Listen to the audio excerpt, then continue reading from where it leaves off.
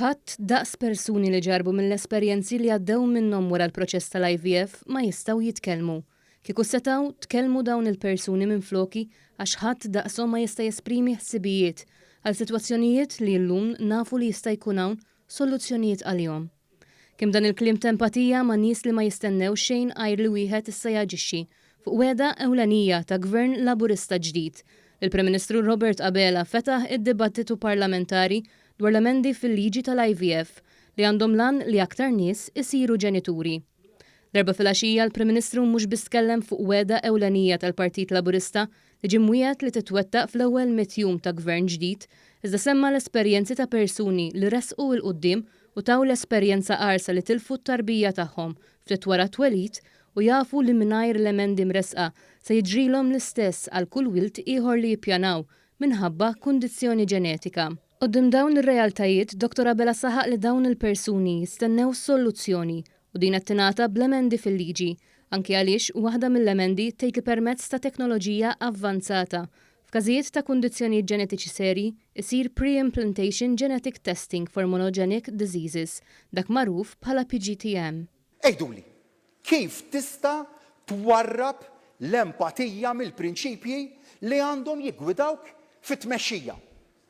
L-empatija, jiġifieri dik li tħoss li tagħder id-dbatijiet ta' ħadd ieħor ma mhux biss li tħoss illi taġixxi dwarhom.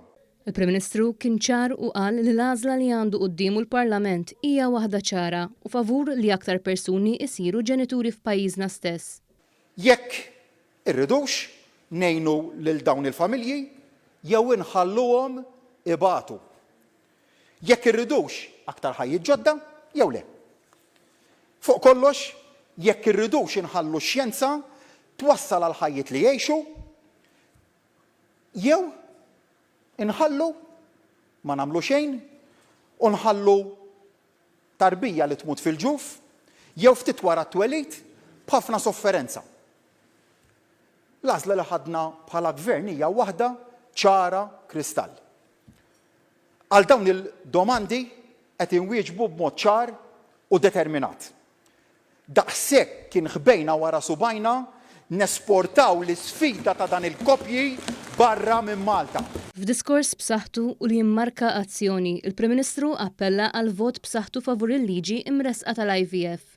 Ejja nuru mħabba u nkunu s-soċjetà li mhux biss taf tagħder imma li mhux lesta toqgħod ċassa. Iżda dan ejja nagħmluh, mhux biss bil-paroli, imma bil-fatti, bl-azzjoni konkreta. Għalhekk dan il-Parlament jeħtieġ jibgħat vot b'saħħtu favur din il-liġi. Il-Prim Ministru saħaq li l-bidla li tagħti ċans b'saħħtu ħafna lil ġenituri prospettivi tixhed gvern li jibqa' l-aktar forza progressiva f'Malta. Saħaq li dan ma jfissirx li wieħed jieħu gost għax huwa progressiv iżda jkun qed jaqta' l-frott tal-kuraġġ li għandu biex iġib bidla.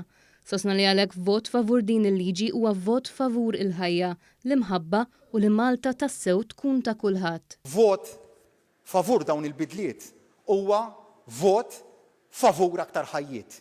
Huwa vot favur il-ġenituri prospettivi. Huwa vot għall-imħabba. Vot għal pajjiż aktar ġust. Vot għal Malta ta' kulħadd.